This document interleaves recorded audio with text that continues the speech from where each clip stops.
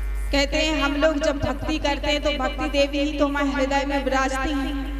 एक बार भक्ति का रस लग जाए तो फिर कभी भी भक्ति महारानी अपने हृदय से बाहर नहीं निकलती है। ऐसा आशीर्वाद लिया और भक्ति महारानी वहां प्रणाम करके वृंदावन में वास करने लगी। नारद जी के मन में ये विचार आया कि ये तो बड़ी पावन थी, पुनीत थी, क्योंकि ये तो स्वयं श्री कृष्ण की देवी है, भगवती है। लेकिन और कैसे कैसे लोग इससे तर जाएंगे। तो सनत कुमार कहते हैं कि अरे नारद जी, इससे महापापी प्रेत आत्मा भी तर जाते हैं। नारद जी कहने लगे कैसे महाराज? तो कहते हैं कि यहाँ पे सनत कुमार कहते हैं नारद जी, अगर आपके पास समय हो तो क्या मैं आपको एक कथा श्रवण कराऊं?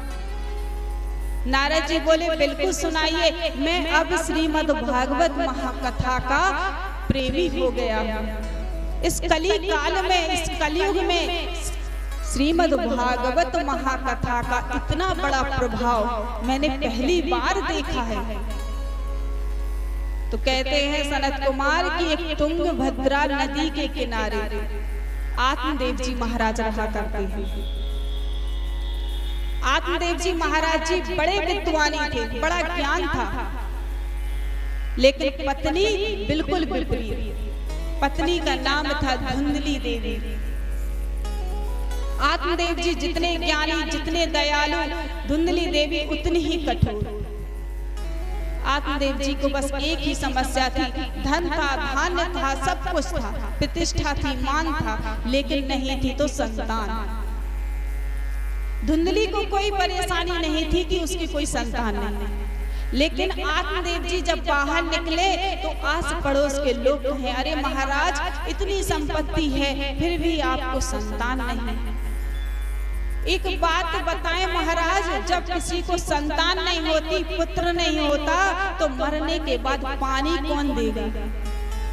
और अगर आपको कोई पानी देने वाला नहीं होगा तो भगवान के यहाँ आपका मोक्ष कैसे होगा? वैसे तो आत्मदेव जी भगवान की भक्ति करते थे, लेकिन जब चार लोगों के ताने हो तो कितना भी बड़ा कठोर दिल वाला हो उसको भी रोना आ जाएगा। आत्मदेव जी को बड़ा रोना आए, अकेले में आकर कहें हे भगवान, तूने इतनी संपत्ति दे दी, तूने इतना ज्ञान दे दिया, मान दे दिया, प्रतिष्ठा दे दी, लेकिन काश एक संतान भी दे देता। मैं क्या करूंगा इस संपत्ति का, मैं क्या करूंगा इस मान का? सब कहते हैं कि तू जब मरेगा तो तुझे पानी कौन देगा? तेरी संपत्ति किस काम की है? भगवान मेरी एक विनती सुन लो। धुंधली देवी से एक दिन कहा अरे देवी, तुम ही कोई पूजा पाठ करने लगो, हमारे किसी भी प्रकार एक संतान हो जाए। धुंधली देवी डांट दे, अरे महाराज आप बाहर की बातें सुनते हैं, कोई बात नहीं, हमारे संतान नहीं है। क्या दिक्कत है हमारी संतान नहीं है? हमारी बहन को तो इतनी संतानें हैं, 6 पुत्र हो गए हैं, हमें पानी दे देंगे। अब उसको संतान जो नहीं चाहिए थी, उसको बेवजह अब संतान होगी तो उसका काम करना पड़ेगा, उसको पालना पड़ेगा, पोसना पड़ेगा। अभी अपनी मस्ती में जिंदगी जी रही है। आत्मदेव जी के सामने तो बड़ी सती बने, आत्मदेव जी चले जाए तो हर मोहल्ले में ये देखे किससे मैं झगड़ा कर लूं, किससे मैं लड़ाई कर लूं। बाहर निकले तो रोज कोई ना कोई झगड़ा हो, कोई ना कोई लड़ाई हो। आत्मदेव जी आए एक दिन, उस दिन भी बड़े दुखी थे। किसी यजमान के यहाँ गए, यजमान ने ऐसे कह दिया अरे महाराज आप इतनी पूजा पाठ करते हैं, कोई पूजा पाठ अपने लिए भी कर लो। आत्मदेव जी ने कहा किस बात के लिए? बोले अगर आप दूसरों को संतान देने की विधि बताते हैं तो आप अभी तक निसंतान क्यों हैं? आप खुद की भी तो संतान कर सकते हैं। उस दिन आत्मदेव जी को वो बात बड़ी लग गई। घर गए, रात्रि में ये सोचकर घर से निकल गए कि आज मैं अपना आत्मदाह कर दूंगा, आज मैं आत्महत्या कर लूंगा। इस जीवन का क्या कर्म है, इस जीवन का क्या अर्थ है? एक संतान नहीं है। आत्मदेव जी जंगल में गए, एक पेड़ के नीचे बैठ गए, बहुत जोर जोर से रो रहे थे। एक सच्चे साधु वहां से निकले, रोने की आवाज सुनी तो वहां ठहर गए। अरे महाराज, आपके चेहरे पे इतना तेज दिख रहा है, ऐसे लगता है आपके पास बहुत ज्ञान है, आप विद्वानी प्रतीत होते हैं, आपके चेहरे का तेज, आपकी चमक बता रही है, लेकिन आप रो क्यों रहे हैं? वो भी ऐसे। एक पुरुष को इस तरह विलाप करना शोभा नहीं देता। आत्मदेव जी बोले क्या करें? बोले क्या हुआ? बोले महात्मन, मेरे कोई संतान नहीं है, भगवान ने ज्ञान दिया है, मान दिया है, प्रतिष्ठा दी है, संपत्ति दी है, कोई कमी नहीं, लेकिन बस संतान नहीं दी। साधु महात्मा कहने लगे, अरे महाराज, आप इतने समझदार हैं, ज्ञानी हैं, फिर भी आप मोह माया में पड़ रहे हैं। किसने कहा कि जिसकी संतानें होती है वो सुखी है? किसने कहा कि जिसकी संतान पानी दे देती है वो माता पिता तर जाते हैं? किसने कहा कि जिसकी संतान है वो अपने माता पिता की सेवा ही करती है, वो अपने माता पिता का मान ही बढ़ाती है? अरे धन्य है वो माँ बाप। कहते हैं 4 पुत्रों से 1 पुत्र अच्छा, 4 कपूतों से 1 पुत्र भला।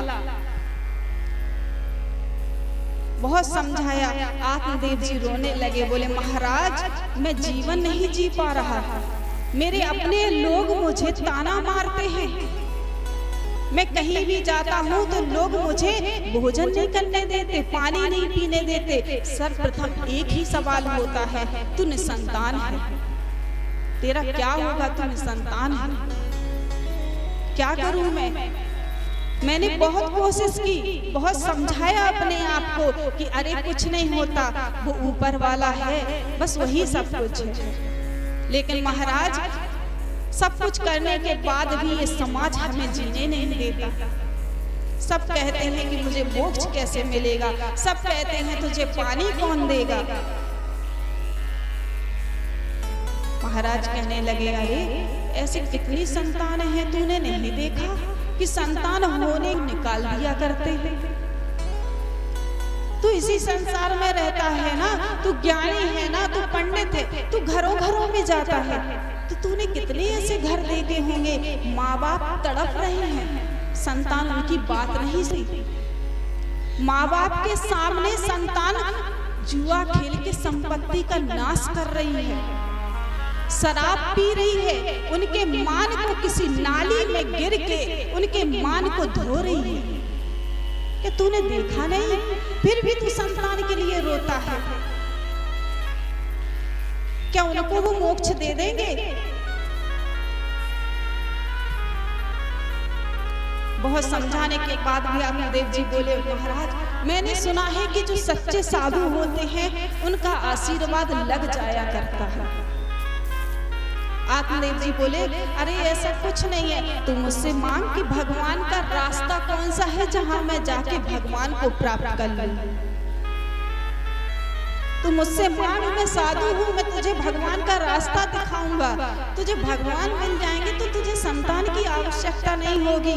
आत्मदेव जी बोले, महाराज, या तो आप मुझे आज पुत्र होने का आशीर्वाद दे दीजिए, या फिर मैं आपके पैरों में, आपके चरणों में गिर के अपने प्राण त्याग दूंगा। साधु ने सोचा, अरे ब्राह्मण है, ब्राह्मण की हत्या लग जाएगी, और ये तो दीवाना हो गया, इसको तो संतान चाहिए, मोह चढ़ गया है इसको, ये भगवान के राह से भटक गया है। बहुत समझाया कि अरे एक मीरा थी, मीरा भी उस जमाने में हुआ करते थे जब कलयुग का नाम नहीं था। उस युग में भी मीरा को कितनी यातनाएं मिली सिर्फ भगवान से नाम जोड़ने के लिए। और वो भी किससे मिली? आपको तो समाज से मिल रही है, मीरा को किससे मिली थी? खुद के माता पिता से। खुद के पति ने जहर दे दिया था। लक्षण अच्छे नहीं, तेरी वजह से नाम खराब होता है। वो भी क्यों? क्योंकि मीरा ने सिर्फ प्रभु कृष्ण को अपना लिया। राजभोग त्याग दिया था, एक राजा की पत्नी होने के बाद सारे श्रृंगार छोड़ दिए थे। हे गोविंद, मुझे तो सिर्फ तू चाहिए। और तुम क्या कहते हो कि ये समाज मुझसे कहता है कि तुझे मोक्ष नहीं मिलेगा अगर पुत्र नहीं होगा। ये समाज किसी का है? किसी की बेटी अगर दहेज के कारण मार दी जाए तो समाज ही पहले बोलता है अरे उसको मरना नहीं चाहिए था, उसे आगे जीवन जीना चाहिए। और अगर आगे जीवन जीने निकल पड़े तो वही समाज कहता है वो रह ही नहीं पाई, उसको अपना परिवार चलाना चाहिए था, जैसा था वैसा देखती। साधु ने कहा समाज की बातें मत सुनना, समाज कभी हमारा नहीं होता। आप अच्छा करेंगे तो भी, आप बुरा करेंगे तो भी, उसको तो सिर्फ बोलना ही है। साधु ने बहुत समझाया लेकिन आत्मदेव जी पैर पकड़ के रह गए, सिर पीटने लगे। बोले आज या तो मुझे पुत्र चाहिए या फिर मुझे अपना ये जीवन नष्ट कर देना। साधु ने कहा हे ब्राह्मण देव, आप ऐसा कुछ मत कीजिए, आपको अगर कुछ हो जाएगा तो मेरे साधुत्व पर आंच आ जाएगी कि एक साधु के सामने एक ब्राह्मण ने हत्या कर ली। ब्राह्मण देव को साधु ने अपने झोले में एक हाथ डाला और एक सेब का फल बाहर निकाल कर कहा आत्मदेव, ये फल अपनी पत्नी को खिला देना, वो गर्भवती हो जाएंगी। आत्मदेव जी बड़े प्रसन्न हो गए कि आज मुझे पुत्र प्राप्ति के लिए आशीर्वाद मिल गया। आत्मदेव जी ने पैर छुए और चलने लगे तो महाराज बोले अरे थोड़ा रुकिए तो सही, ये फल खाने मात्र से आपकी पत्नी को पुत्र तो हो जाएगा, लेकिन इसके नियम करने पड़ेंगे। जब आप इसके पूरे नियम कर लेंगे तो आपको एक सुंदर, सुशील और संस्कारी पुत्र प्राप्त होगा।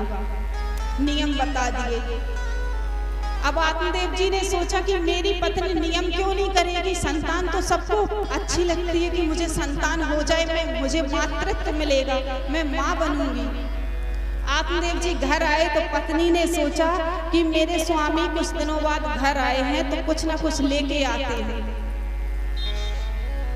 वो थोड़ी लालची थी, जैसे थैला देखा तो बोले अरे स्वामी मेरे लिए कुछ लाए हो। तो आत्मदेव जी बोले कि आज मैं तुम्हारे लिए ऐसी वस्तु लाया हूँ कि तुमने आज से जीवन में कभी नहीं पाई होगी। बड़ी खुश हो गई, हीरों का हार तो नहीं आ गया। बोली अरे जल्दी निकालो, मुझे जल्दी दो, मुझ पे अब सब्र नहीं होता है। आत्मदेव जी ने फल निकाला, जैसे फल को देखा और देखते ही तुनक पड़ी, अरे आप तो कह रहे थे आज से पहले इतना बेशकीमती आपने उपहार नहीं देखा होगा, ये बेशकीमती उपहार सेब का फल लेके आए हो। आत्मदेव जी बोले देवी पूरी बात तो सुन लो। बोली कि मन में सोचने लगी अरे अगर मैं गर्भवती हो भी गई, पहली बात तो उसे विश्वास नहीं, बोली किसी साधु के एक सेब के फल से मैं गर्भवती हो जाऊंगी, और दूसरा अगर हो भी गई तो भैया जब मैं गर्भवती हो जाऊंगी और कहीं कभी किसी पड़ोसी ने मेरे घर में आग लगा दी तो मैं भागूंगी कैसे, मैं तो जल के मर जाऊंगी। ये तो बड़ी विकट समस्या है। धुंधली देवी का दिमाग चलने लगा, उसने तुरंत अपनी बहन को बुलाया। बहन आई, बहन से